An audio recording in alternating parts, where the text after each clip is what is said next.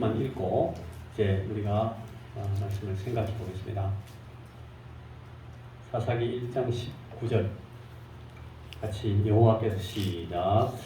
여호와께서 유다와 함께 계셨으므로 그가 산지 주민을 쫓아내었으나 골짜기의 주민들은 철범구가 있으므로 그들을 쫓아내지 못하였으며.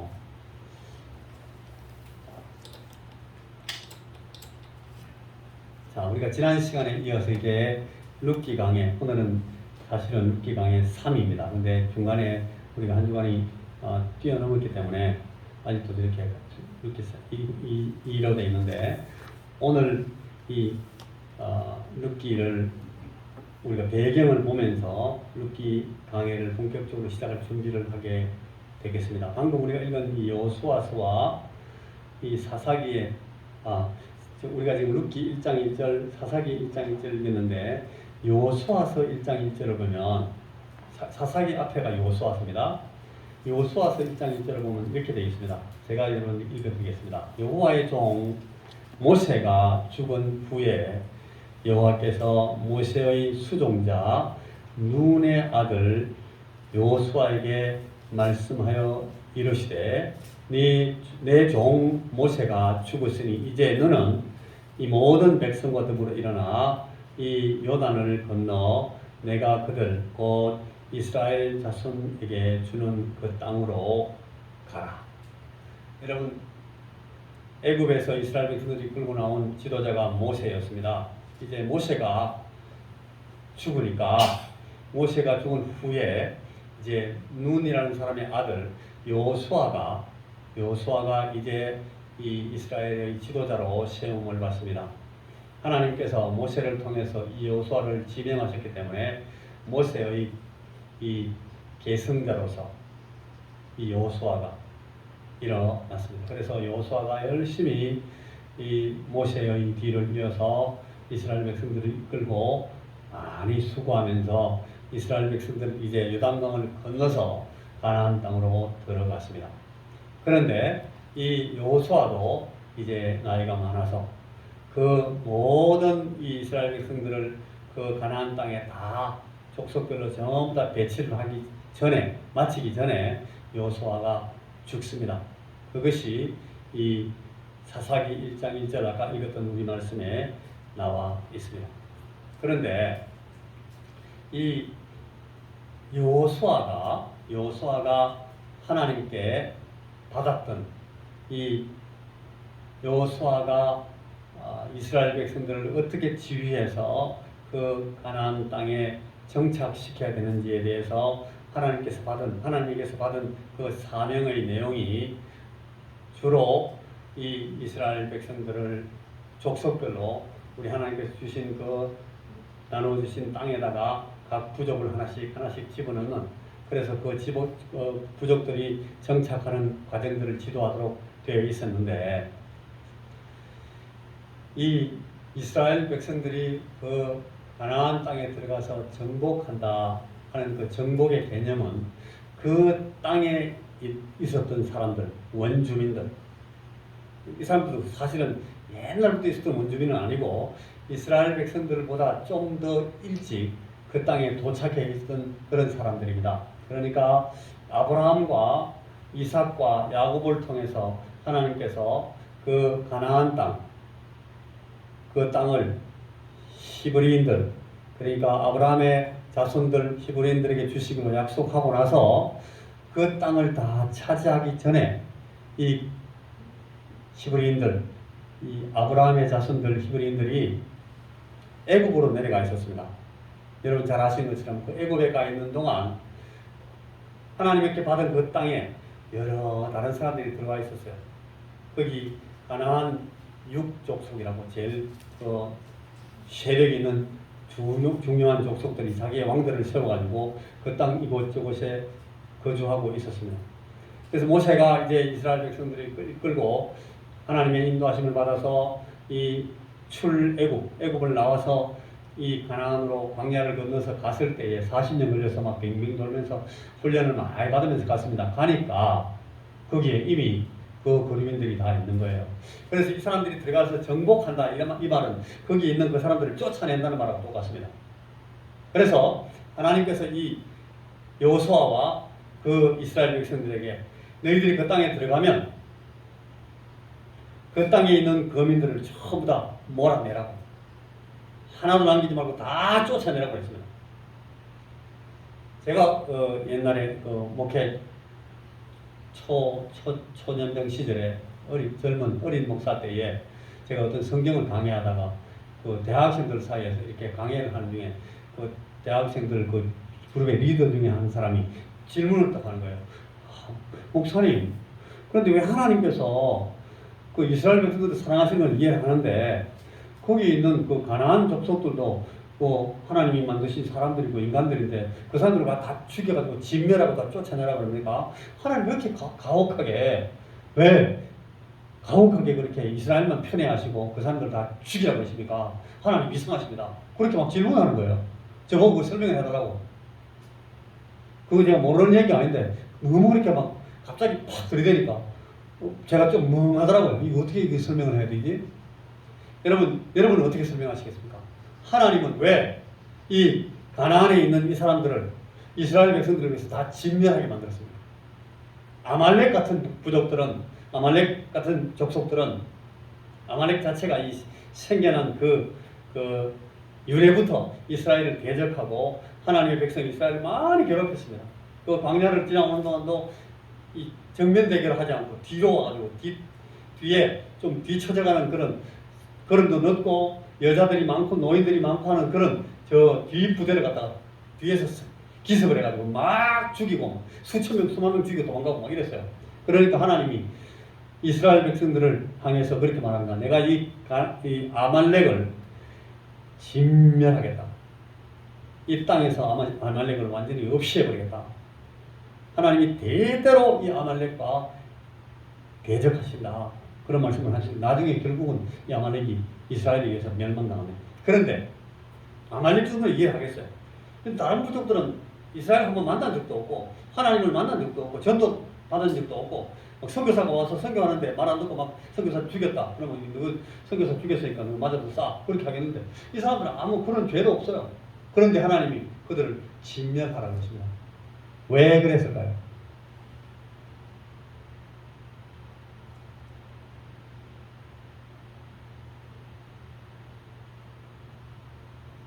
제가 여러분들께서 대답을 잘 하실 거라고 생각하고 질문하겠습니까? 아니면 그냥 한번 괜히 질문해보고 있겠습니까? 잠을 깨시라고 제가 질문하는 겁니다. 제가 대답을 해드리려고 와 있는데 여러분들이 대답 다 해버리면 그냥 내려가야 되잖아요. 그냥 가만히 계시는 게 맞아요. 그 예의가 맞는데 눈은 뜨셔야 됩니다. 여러분, 왜 그런가 하면 이 애굽이나 혹은 출애굽이나 혹은 광야나 그 가나안에 사는 이 백성들이나 이런 그 말하자면 그 모든 요소들이 갖고 있는 영적인 의미들이 굉장히 중요한 의미들이 있어요. 우리가 조금 전에 부른 찬송이 나 가나안 목지 귀한 성에, 가나안 땅 귀한 성에 들어가려고 내 중한 짐을 벗어버렸네. 여러분 그 가나안 땅에 들어가는데 짐을 벗는다는 얘기를 하잖아요. 가나안 땅에 왜 짐을 벗고 들어가요? 짐을 갖고 들어가야지. 할 수만 있으면 물건을 갖고 들어가야 빨리 정착하잖아요. 정착하기 쉬운데 나 가나안 땅 그 축복의 땅에 들어갈 때 짐을 다 벗어버린대. 이게 굉장히 영적인 얘기잖아요. 여러분 이 사사기 시대에 혹은 여호수아가 이스라엘 백성들이 끌고 들어가는 모세가 출애굽하는 이 모든 것들이 그 영적인 굉장히 중요한 메시지를 갖고 있기 때문에 그렇습니다. 여러분 기본적으로 이 성경 구약 성경이 우리에게 보여주는 그 대하 드라마 그림 가운데 제일 큰 그림 중에 하나가 이 출애굽 사건입니다. 출애굽 사건을 성경 계속 구약에도 이야기를 하고 시편에서도 계속 이야기하고 나중에 신약 성경에서도 출애굽의 의미를 생각하는데 이 애굽이라는 것은 이 장망성, 우리 세상, 이 세상, this age 영어로 말하면 이 세상을 의미합니다. 그리고 출애굽, 애굽에서 나온다 하는 것은 그 세상으로부터 나오는, 그래서 구원의 소정에 따라 하나님의 부르심을 받고 밖으로 나오는, 부름을 받아 뛰쳐 나오게 되는 그런 이 세상과의 이별 혹은 세상에서의 탈출 이런 것들을 의미하기 때문에 그 애국과 출애국을 그렇게 설명합니다. 그래서 광야를 통해서 광야가 무슨 의미를 갖는가 우리도 광야에 대해서 많이 듣기 때문에 그것도 또 이해를 합니다. 그죠? 그리고 광야를 가다가 저 요단강을 건너갑니다. 지난번에 출애굽할 때는 홍해를 건너고 그 홍해를 건넌다 하는 것도 신약에서 너희들이 그 홍해를 건너 나왔고 그 다음에 구름 아래에서 세례를 받고 막 신약 성경에서 바울이 그런 설명을 하는데 그 전부 다 영어로 말하는 그 메타포 이게 어떤 은유를 성경의 상징을 가지고 설명하고 있는 겁니다. 근데 요단강도 우리가 저 요단강 건너가서 요단강 건너가 만나리 그 요단강은 뭘 의미합니까 그때는? 천국으로 들어가는 그 관문이라는 거예요. 그리고 가나안 땅은 마치 천국처럼 그렇게 설명하고 있는 그 그림입니다. 근데 여기 사사기에서는 그 가나안 땅은 요단강 건너가서 만나는 우리가 죽음을 건너서 천국에 들어가는 그걸 말하는 것이 아니라 이 광야를 마치고 광야의 방랑과 광야에서 그 구원받은 사람들이 구원을 누리고 그 안식을 얻고 그 구원이 주는 그 기쁨과 평강을 누리는 그런 것들과는 무관한 허비하는 시간, 뱅뱅뱅 돌면서 방황하는 시간을 다 마치고 이제 정착지로 들어간다 하는 의미에서 그 요단강을 건너가는 거예요. 그런데 요단강을 건너가서 그때부터 시작되는 것이 이제 정복 전쟁입니다. 요단강을 건너가면 들어가서 그냥 편하게 누워 자는 것이 아니라 그때부터 이제 전쟁을 하는 거예요. 제일 큰 전쟁, 제일 큰 전투가 어디에 있었습니까? 여리고 전투 같은 그런 전쟁이 계속됩니다. 지면은 큰일 나는 거예요. 그런데 막 들어가다가 막 실패하잖아요. 그 왜 실패하겠습니까?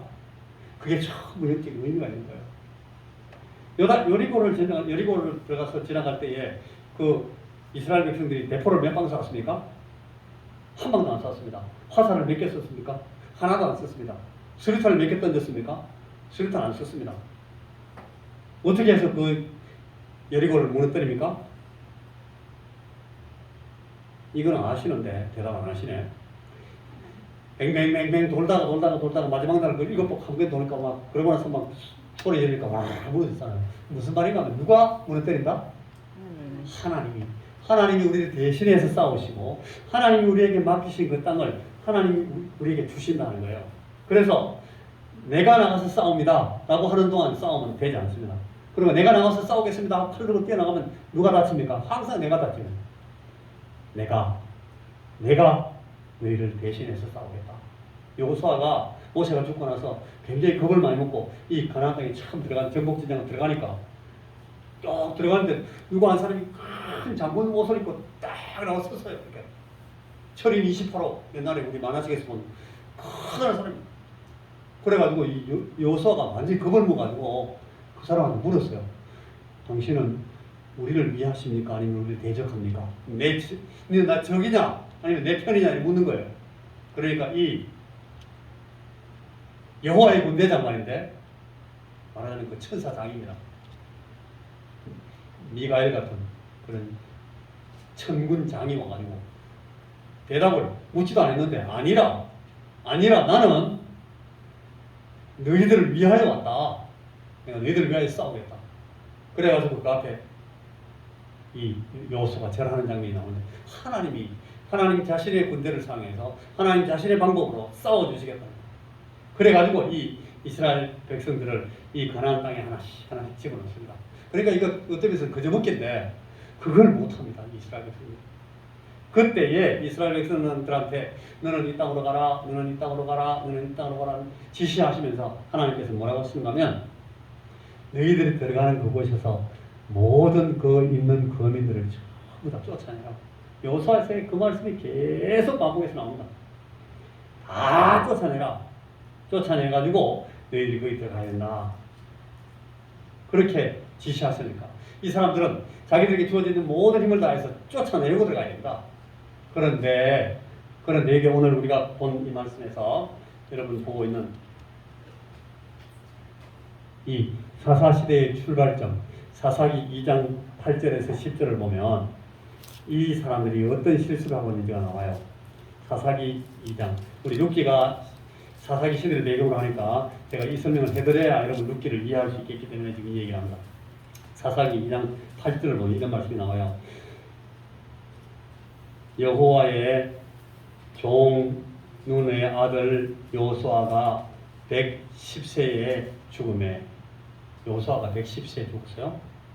무리가 그의 기업의 경내 에브라임 산지 가스산 북쪽 딥낫 헤레스에 장사하였고, 그 세대의 사람도 다 그 조상들에게로 돌아갔고, 그 후에 일어난 세대는 여호와를 알지 못하며 여호와께서 이스라엘을 위하여 행하신 일도 알지 못하였더라. 이게 한 세대가 가고 또 한 세대가 오는 이 세대 교체를 요약해서 딱 기록해 놓은 부분입니다. 요호수아가 죽을 때에 요호수아와 함께 했던 그 세대가 다 죽습니다. 뭐 죄를 지어서 죽었다 그런 게 아니고 이제 세대 교체가 이루어졌다는 거예요. 한 세대가 끝나고 한 세대가 막을 내렸다 라는 것으로서 사사기가 지금 시작되고 있다는 겁니다. 그리고 그뿐만 아니라 지금까지 제가 방금도 설명했던 바와 같이 이 사사기의 출발은 그 세대가 끝나는 정도가 아니라 그 세대, 끝나는 그 세대에게 주어졌던 모든 하나님의 그 명령, 임무들을 그 세대가 다 수행하지 못하고 실패한 채로 막을 내리고 말았다 라고 지금 이 구절이 우리에게 설명하고 있는 겁니다. 그러니까 사사기는 실패 위에서, 잿더미 위에서 시작한 시대입니다. 그들은 실패하였고 그 뒤에 쭉 보면은 사사기는 계속 실패했다고 합니다. 자, 한번 이 시간에 우리가 앞에 보시면 중요한 하나의 우리 요소 하나를 우리가 설명을 하고 지나가야 되는데, 지금까지 제가 얘기했던 내용하고 전부 다 내용이 다 겹쳐 있는데, 출애굽 세대가 1세대, 2세대, 3세대 정도로 정리해 버리세요. 출애굽 1세대는 애굽에서 나온 사람들입니다. 그리고 광야에서 살았습니다. 그리고 광야에서 다 죽습니다. 이 광야에서 전부 다 죽고 나서, 모세까지도 죽고 나서 이제 제2세대가 출발합니다. 그 제2세대는 요호수아가 이끌고 나갔습니다. 그 제2세대 가운데 많은 사람들은 광야 생활을 경험했었어요. 이 광야에서 태어난 사람들, 그러니까 애굽에서 나온 사람들 가운데는 아무도 이 가나안에 들어간 사람이 없습니다. 실제로는 다른 어떤 성경에 자세히 보면은 여기 몇 명은 넘어갔겠구나 하는 것이 보이는 부분이 있기는 있어요. 그러나 이 성경의 정리 얘기하자면 출애굽한 사람들은 광야에서 다 죽는 걸로 되어 있습니다. 모세가 대표로 다 모세가 죽을 때 제가 지난 시간에도 말했습니다만 모세 눈이 1.5 다 보여요. 모세가 청년들처럼 막 아직도 막 힘이 좋아요. 그래 아직 막 실험하고 전쟁하면 막 다 할 수 있을 만큼 아직 충분히 나이는 많았지만 아직 괜찮았어요. 그런데도 하나님이 너는 이제 여기서 그러니까 남아있는 모든 이 기력과 이것들이 다 있어도 그냥 알겠습니다. 하나님 이제 가겠습니다. 그리고 다 끝난 거예요. 모세가 끝난 것으로서 1세대가 끝났다고 보면, 그 다음에 제 2세대는 광야에서 태어나가지고 이제 정복 전쟁에 참여하고 가나안에 넘어가는 사람들입니다. 출애굽기부터 여호수아서에까지 쭉 나오는 얘기들입니다. 그리고 방금 우리가 읽었던 이 여호수아가 죽을 때에 여호수아의 세대가 같이 문을 닫습니다. 그래서 이제 제 3세대, 출애굽 3세대. 이 사람들은 애굽도 알지 못하고, 이 사람들은 광야 생활도 알지 못하고, 정복 전쟁이 일어난 이후에 가나안에 들어와서 태어난 그런 제 3세대 사람들입니다. 이 제 3세대 사람들이 사사기를 시작하는 겁니다. 자, 그 세대의 사람도 다 그 조상들에게로 돌아갔고, 요수아에게 다 죽었어요. 죽고 나서 그 후에 일어난 다른 세대, 제3세대, 이 사람들은 여호와를 알지도 못하고 여호와께서 이스라엘을 위하여 행하신 일도 다 알지 못하고 다 잊어버렸어요. 제가 아프리카에 살았던 그 아프리카의 그 슈나 저는 그 은다우 지역에 있었는데, 은다우라는 말을 하는 이 쇼나 사람들한테 가면 동네 사람들마다 조금 큰 마을마다 다 추장하고 있는 추장 밑에 노인 한 사람이 자기 부족의 이야기를 계속 이야기해 주는 사람이 한 명 있어요.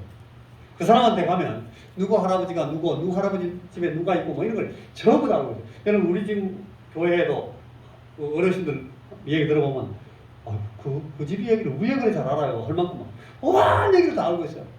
그런데 그 정도가 아니라 저 쇼나 사람들 보면 그걸 아예 어릴 때부터 자기는 알지도 못하는 할아버지 이름부터 할아버지 그 할아버지부터 이름을 전부 다 외우게 만들어요.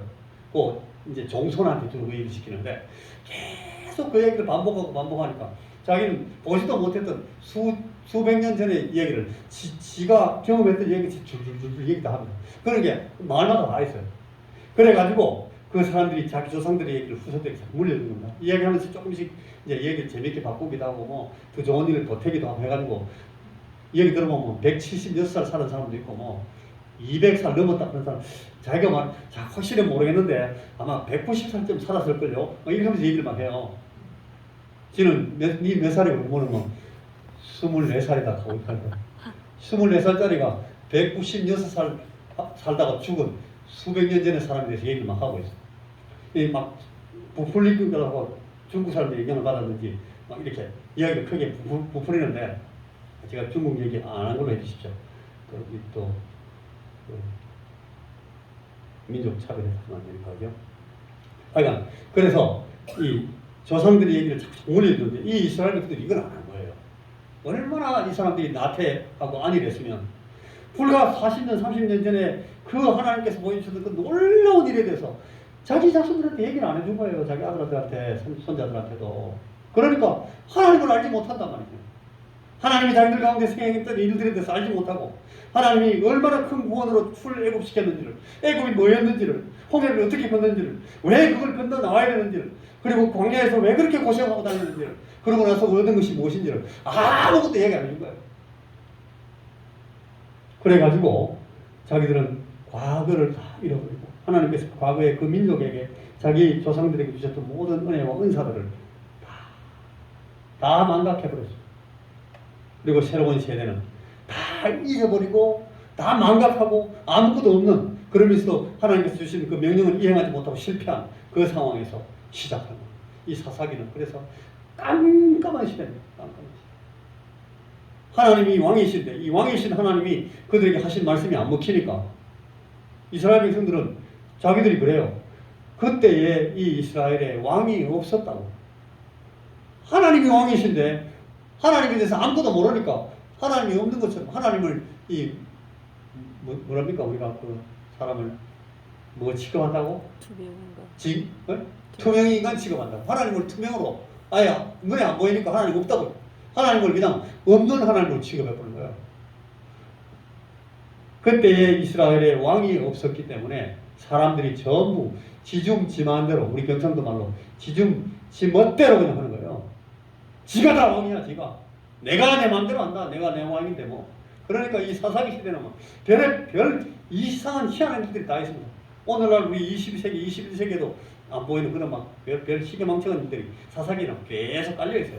왕이 없어서 하나님이 왕노릇 하시지 않기 때문에 저들 가운데 어떤 권세도 권위도 여호와를 따른 하나님의 그 율법이 먹히지도 않고 하나님의 그 은혜가 저들을 인도할 수 없는 세대가 되니까 왕이 없다. 왕이 없어서 지 마음대로 다 하는 거예요. 그래서 이 사사시대는 실패한 종착지를 미리 다 내다보고 출발한 아주 불쌍한 혹은 불편한 그런 세대입니다. 사사시대에 살았던 이스라엘은 그렇게 어렵게 살았어요. 그 사사시대에 루키 시대가 있어요. 그 엘리멜레크가 여러분 그 왕이라 그랬잖아요. 이 왕족이에요. 이 사람도 왕족이었어요. 근데 그때 왕이 없어. 그러니까 이 사람은 왕 노릇도 못해.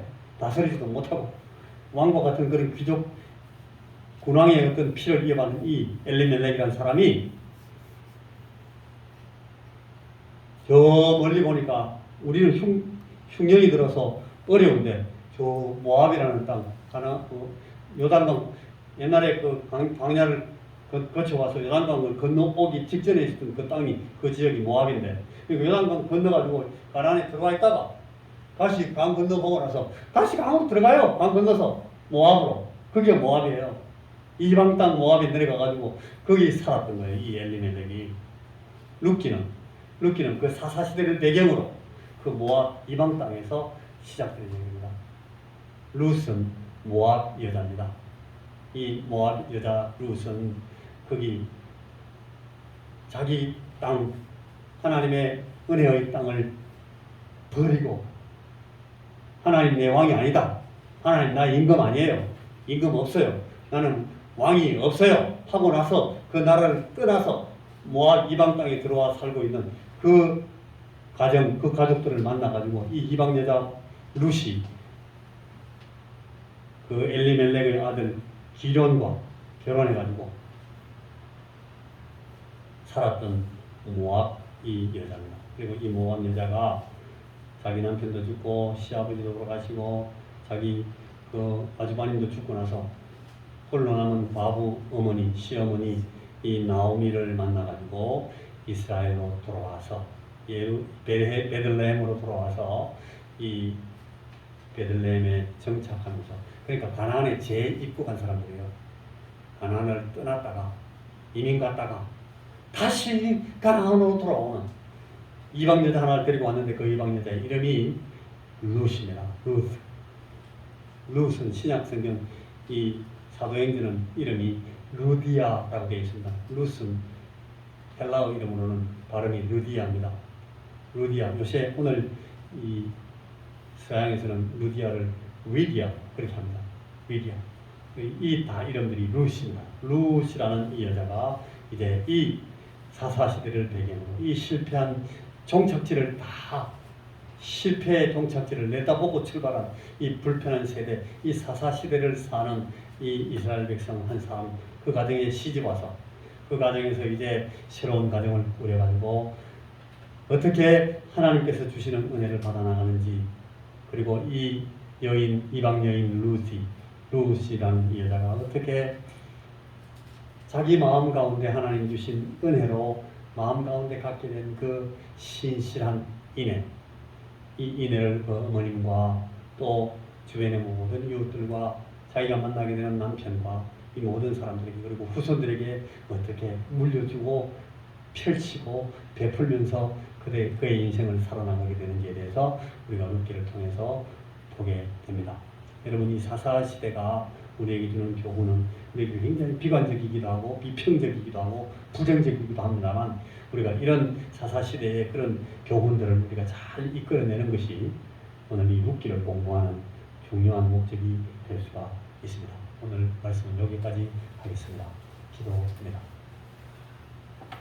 하나님 아버지, 우리가 우리 세대에 우리를 향하여 우리를 위하여 일하시는 하나님의 그 일, 하나님의 그 작전과 계획을 우리가 늘 배워나가게 하시고 우리에게 이 거룩한 삶을 따라갈 그런 기회들을 주실 때에 그런 부름 앞에 우리가 늘 바르게 반응하게 하시고 시대를 거스러 올라갈지라도 하나님께서 우리에게 부르신 그 부름에 따라 우리의 인생들을 성실하게 우리 주님 닮아서 신실하게 오늘 이 룻기가 보여주는 것 같은 그런 인내함을 배우고 우리가 그것을 경험하고 연습하면서 우리